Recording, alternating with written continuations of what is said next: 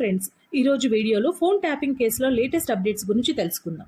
Phone tapping కేసులో రోజుకో ట్విస్టులు వెలుగులోకి వస్తున్నాయి. 1200 మంది ఫోన్లు ట్యాపింగ్ చేశామంటూ ప్రణీత్ రావు గారు చేసిన వ్యాఖ్యలు ఇప్పుడు సంచలనం రేపుతున్నాయి.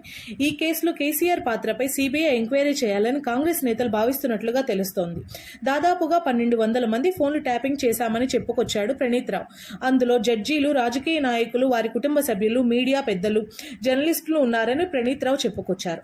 అప్పటి ప్రతిపక్షాలకు ఆర్థిక సహాయం చేస్తున్న వారి ఫోన్లు కూడా ట్యాప్ చేశామని చెప్పుకొచ్చారు ఆయన.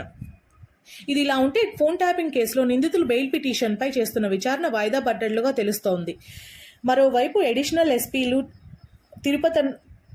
తిరుపతన్న, భుజంగరావు బెయిల్ పిటిషన్లపై వాయిదాలు జరిగాయి. దీనిపై కౌంటర్ దాఖలు చేయాలని పంజాగుట్ట పోలీసులను కోర్టు ఆదేశించింది. తదుపరి విచారణ వచ్చే నెల 3కు వాయిదా వేసినట్లుగా తెలుస్తుంది.